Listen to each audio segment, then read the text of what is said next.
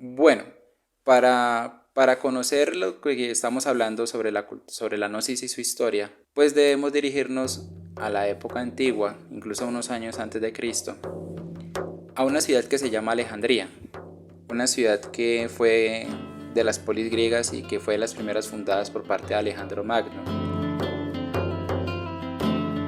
En esa ciudad, sobre todo era muy conocida porque tenía pues una de las siete maravillas del mundo antiguo, que fue el faro de Alejandría, pero también fue muy conocida por la biblioteca que se tenía, que era la Biblioteca de Alejandría. Ese lugar era muy estratégico, o esa ciudad, porque había un intercambio cultural frente a la cultura griega, a la cultura persa, ya la cultura egipcia también estuvo presente ahí. Es decir, hubo un intercambio cultural donde en esa biblioteca se alojaba todo ese conocimiento que se descubría y que se describía en ese tiempo y se guardaba ahí. Entonces, al pasar de los años, según los historiadores, se forman algo que se llaman las primeras escuelas gnósticas dentro de esa ciudad. Estamos hablando ya pues siglo I, siglo II después de Cristo. Entonces se forman esas escuelas gnósticas y se empieza a propagar también lo que es el cristianismo. Realmente, pues no estamos diciendo cosas que no van por fuera de la documentación que vemos que se ha encontrado de manera oficial, pero realmente los precursores o los primeros cristianos primitivos realmente salieron de una rama judía que se llama los esenios. Los esenios fueron un grupo judío donde ellos se caracterizaban primero porque vivían en comunidades un poco cerradas y segundo porque se dedicaban a estudiar las escrituras antiguas. Ellos fueron realmente los que siguieron al Cristo, los que lo reconocieron como el Mesías, y a partir de su muerte y resurrección empezaron a contar las buenas nuevas por todo el territorio que en ese tiempo ya estaba era el Imperio Romano. Entonces, la palabra gnosis como tal significa conocimiento, que es una palabra de origen griego. ¿Por qué de origen griego si estamos hablando ya de la época del Imperio Romano? Pues resulta que esas partes de Tierra Santa eran prácticamente la periferia del Imperio Romano y el latín pues no llegaba. Como la cultura griega sí perduró durante muchísimo tiempo, la gente del común pues hablaba griego y escribía en griego. Entonces, esa palabra tiene su raíz en griego por estos motivos. Se le atribuía el adjetivo o la calificación a ese grupo de personas como gnósticos, que esa palabra también tiene un significado que significa quien posee el conocimiento. Los gnósticos como tal se le presumía de que tenían una documentación y un conocimiento un poco más de tipo superior frente a los estudios de los textos antiguos y de diferentes culturas. Ahí entra también lo que fue la filosofía griega como la de Platón y Sócrates, y también se habla su estudio o su relación que se tenía con el budismo y las corrientes llamadas de la parte oriental. Con ese crisol, con esa unión que se hace de culturas, nace lo que son las escuelas gnósticas, y ellas fueron prácticamente las pioneras en empezar a propagar lo que fue el cristianismo primitivo. Durante el siglo primero y el siglo II pues no hubo tanto inconveniente, a pesar de que pues claro, el Imperio Romano empezó a hacer la persecución de los cristianos mucho tiempo atrás, pero como se encontraba también mucha cultura en la periferia, en esa periferia no se sufrió tanto como dentro del Imperio Romano, hasta que llega el siglo III. Empieza a salir unas leyes muy severas contra todo lo que fuera hereje en ese tiempo. En ese tiempo prácticamente había una cultura más hacia la religión pagana. Recordemos que los romanos creían en el dios Júpiter, en la diosa Venus, en el dios Urano, etcétera, que pues es una creencia, como dicen los historiadores, una creencia más a la parte pagana. Y a partir del siglo III, obviamente pues ya la persecución con los cristianos era muy, muy estricta, y llega Constantino. Constantino en el 314 después de Cristo, hablando de 300 años, firma un decreto donde da una libertad de cultos y ya se deja de perseguir a cristianos durante ese tiempo, más o menos desde el 314. ¿Y eso por qué se hace? Entonces, si nosotros vemos el contexto del Imperio Romano dentro en esa historia, pues habían dos emperadores, no es que los dos estuvieran en guerra, sino que el imperio era tan grande, su territorio era tan grande que se necesitaba de dos personas que pudieran administrar tanto la parte política como la parte social. Y en la parte social pues también cobijaba las diferentes religiones que existían, porque recordemos de que el Imperio Romano empieza a conquistar la Galia con Julio César en la parte norte, y en la parte de abajo pues también empieza la guerra contra los cartagineses o contra toda la cultura de Cartago. Empiezan a ocupar todos esos territorios, pero pues no se borra su cultura, no se borra su religión por completo. Quedan esos vestigios para esa época, para que no se formara un desorden o una revuelta. Entonces se firma ese decreto para poder darles una libertad a ellos y que el Imperio Romano tampoco tuviera un desgaste para poderlos perseguir. Y el cristianismo, digamos que ya se empieza a formar como una organización. ¿Qué pasó con los gnósticos? Para nosotros como cultura gnóstica, una persona que se dice llamar ya gnóstico es porque una persona ya ha alcanzado ese conocimiento superior, que para algunas religiones se le llama la iluminación, es decir, es una persona que ya tiene una conciencia despierta. Nosotros que todavía no hemos llegado a ese nivel, nos denominamos como estudiantes gnósticos. Entonces para esa época se empieza a tener ese compartimiento de conocimiento, pero no se forma como tal una organización oficial porque el Cristo, digamos, nunca fundó el cristianismo, eso hay que darlo a entender. Los que fundan el cristianismo, los que crean como tal la organización, son los intérpretes de la vida de Jesús el Cristo, es decir, sus seguidores, pero como tal el Cristo no vino a ser una religión. Eso hay que dejarlo claro. Entonces durante esa época, claro, se da una más libertad de culto, se da ya es más libre hablar de las escrituras antiguas, de las buenas nuevas, pero se empieza a formar también una institucionalidad que hoy lo conocemos como la Iglesia Católica. Nosotros durante los primeros siglos sí tuvimos una relación, pero por divergencias o por diferencias que habían frente a la interpretación de las escrituras y frente a la interpretación de la vida del Cristo, tuvimos que desligarnos de eso. Ellos empezaron a seguir con su parte institucional hasta que llega el 325. Ahora, ¿qué pasa en el 325? ¿Y por qué es tan importante contar esto? Porque en el 325 se hace algo que se llama el Concilio de Nicea. Aquí hay un debate frente a los historiadores porque Constantino, también conocido como el Constantino el Grande, siempre fue de religión pagana. Es decir, incluso él tenía su adoración hacia el dios Apolo, que es el dios que referencia al sol. Pero unos meses antes que se hiciera el concilio, que ya vamos a hablar de eso, de que es un concilio, tuvo una batalla. Obviamente el Imperio Romano es en que Roma siempre estuvo en guerra. Entonces entra en una guerra, tiene una batalla, estratégicamente la iba a perder. La noche antes de la batalla, digamos, se acuesta a descansar y en un sueño le aparece el sueño de la cruz. Y una voz en el cielo le dice, con este signo vencerás. Entonces él le ordena a las tropas romanas colocar, y a los herreros, entonces a las tropas romanas, a las legiones romanas, le ordena que coloquen la cruz en sus escudos y que quiten el águila como estandarte porque era la representación del dios Júpiter, en el griego pues el dios Zeus, el padre de todos los dioses, que quiten el estandarte del águila y le dice a sus herreros que formen, o que forjen más bien, una cruz para ponerlo en los nuevos estandartes. Y entonces le dice también el mismo mensaje a toda la legión romana, a todo el ejército le dice que con ese signo van a vencer. Ellos van en batalla, ganan la batalla.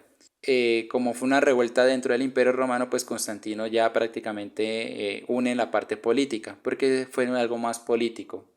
Ahora, ¿qué pasa en la parte de la religión? Todavía había unas divisiones y se empezaron por la libertad de cultos, entonces empezaron a formar unos famosos grupos, incluso dentro del mismo cristianismo, habían divergencias frente a la parte de la interpretación de la vida del Cristo.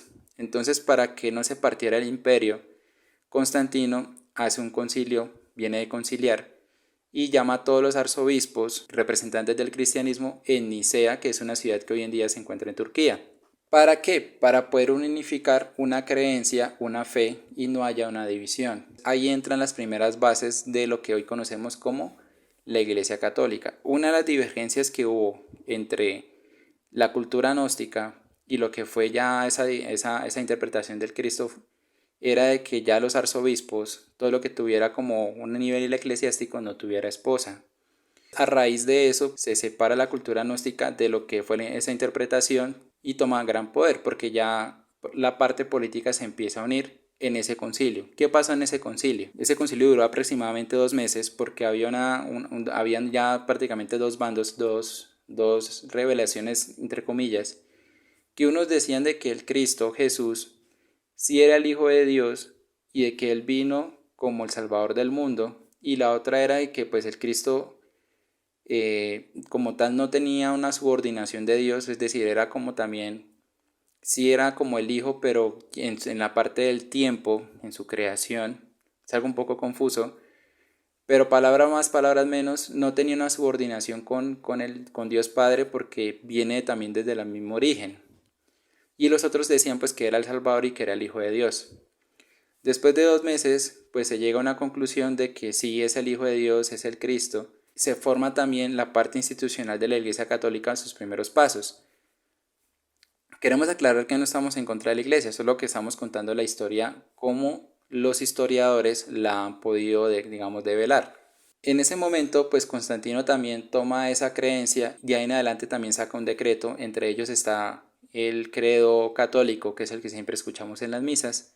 Entonces todos se unen en esa fe y se estipula dos cosas. Uno, pues que nace una religión, prácticamente los primeros pasos de la Iglesia Católica. Y segundo, pues de que existe o existió una persona que encarnó a ese Cristo, es decir, que es una persona que se hizo hombre, que se hizo perfecto, y de que a partir de esa cosmología cristiana se va a seguir evangelizando. Entonces de ahí en adelante empiezan a haber ciertos concilios donde se forma las creencias y la cosmología de lo que es el cristianismo como lo conocemos hoy en día.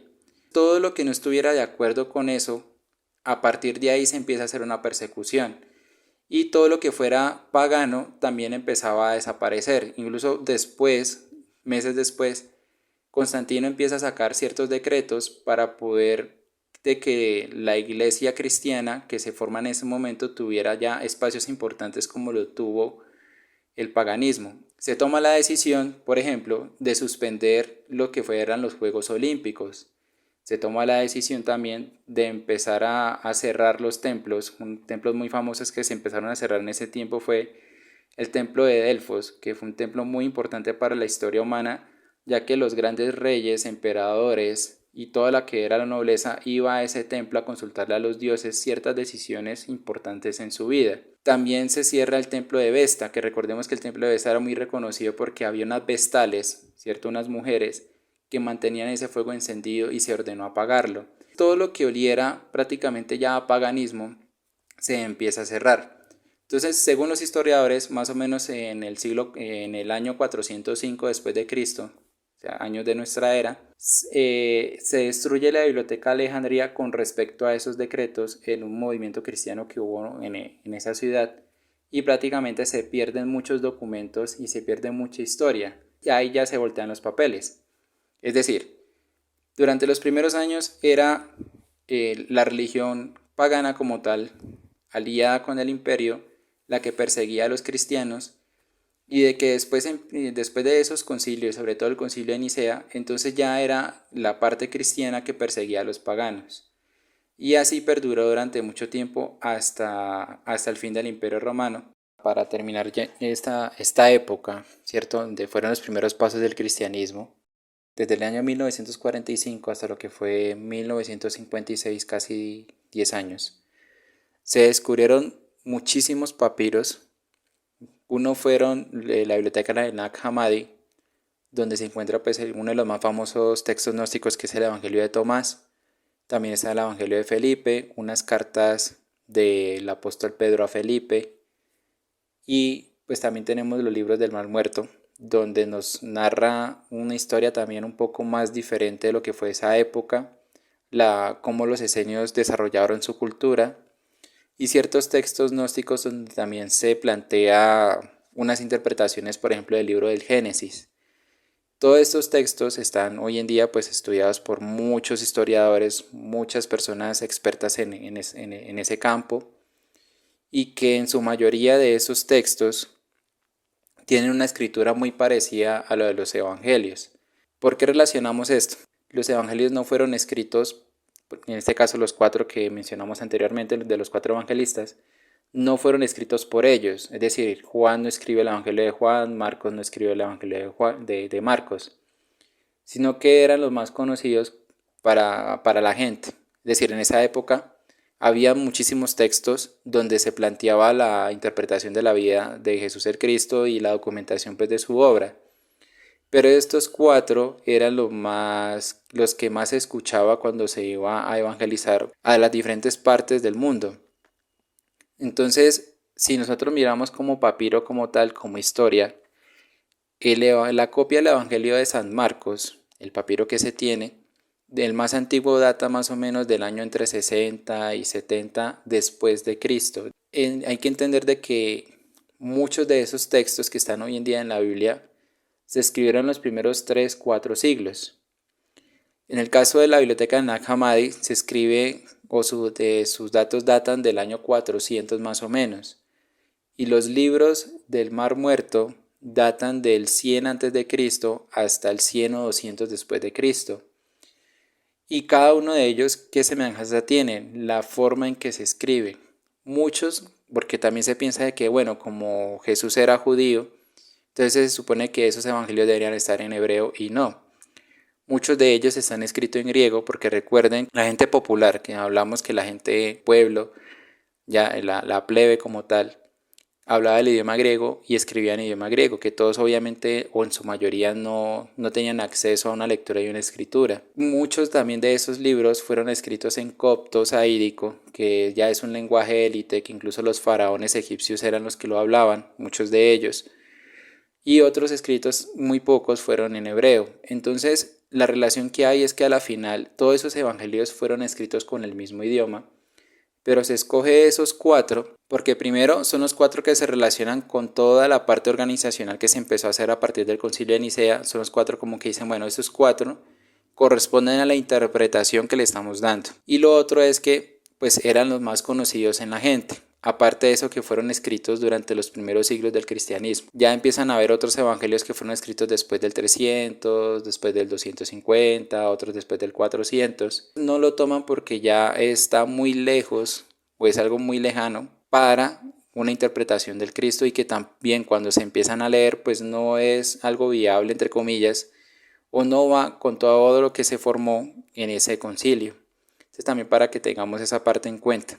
Esos libros, muchos de ellos están traducidos pues en español, se pueden conseguir. Nadie está, digamos, exento de que no se pueda acceder. No es que los historiadores los tengan en un museo por allá y que solo ellos puedan acceder, no. Durante mucho tiempo se hizo un trabajo de traducción que hoy en día se puede, digamos, acceder ya tanto físico como en la parte digital. Los historiadores le dan una importancia porque es la visión que había de otros ojos, es decir, no se hablaba de una iglesia cristiana como tal, porque pues para la iglesia cristiana hay una visión del Cristo ya contemplada y estructurada, sino que también se sale de esa visión y es otra documentación que da otra viabilidad cultural. Entonces por eso es la importancia.